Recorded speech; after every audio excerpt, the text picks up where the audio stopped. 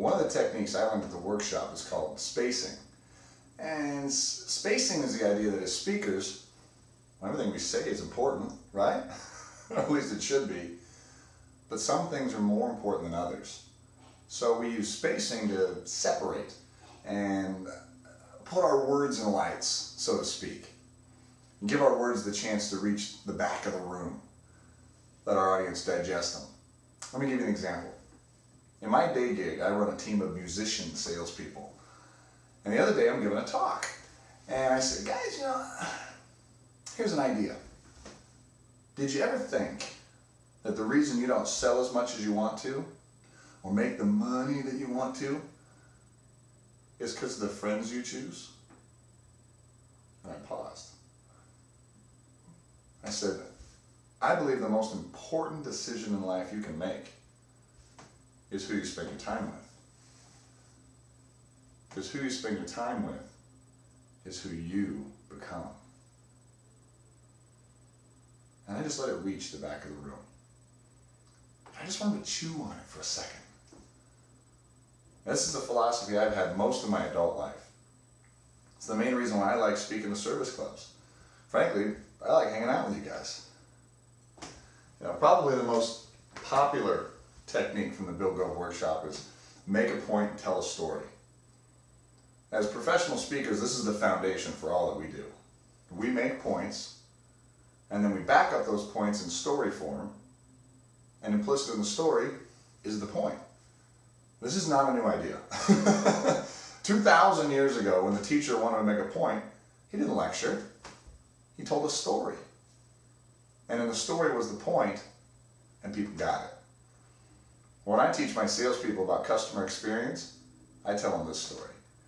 My good friend Jeff is out buying a car one day, and he meets Alex. Just a gem of a salesperson. Jeff liked Alex so much he went back 2 weeks later and bought another car from him. 2 cars in 2 weeks. This guy's got to be good. Well, they're in the office doing the paperwork on the second purchase. Jeff leans forward and says, Alex, what's your secret? Alex says, what do you mean? He says, no, don't give me that. You just sold me 2 cars in 2 weeks. I manage a team of salespeople. Give me a little something to take back to them. And Alex just leaned back in his chair thinking. Finally he says, Jeff, how much do you think a Harvard professor makes? And Jeff says, maybe 150, 200 grand? Yeah, you're probably right. How much do you think Michael Jackson made the year he was at the top of his career? I said, I don't know. It's got to be in the millions somewhere. He says, yeah, I think it was about 60 million. It's interesting, you know why?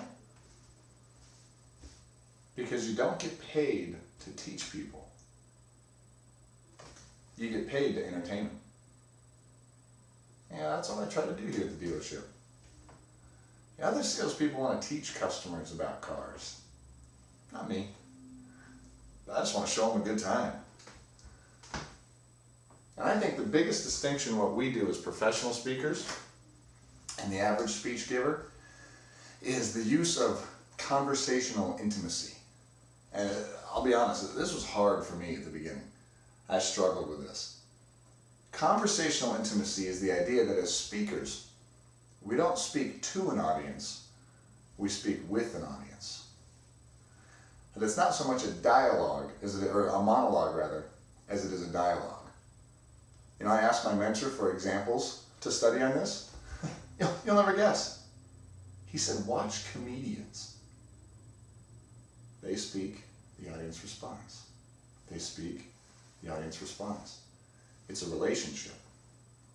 Try to think of it like this. When you go out for coffee with someone, how do you talk? You sit down, you got your latte, you got your blueberry scone, you look them right in the eye and you say, hello, great to be with you here today. I'm so happy to be here today. We're going to talk about 3 subjects. The first subject is blah, blah, blah. I hope you don't talk that way to your friends. If you do, we need to change your medication. What do you really say? You say, man, you will not believe what happened to me at the store yesterday. Let me tell you the story. Or you say, it's been something on my mind for a long time. I just need to talk with you about it. The point is, it's intimate. It's easy to listen to. It doesn't sound like a performance. Even if it is scripted and rehearsed, it's casual. Like people talking at a cocktail party.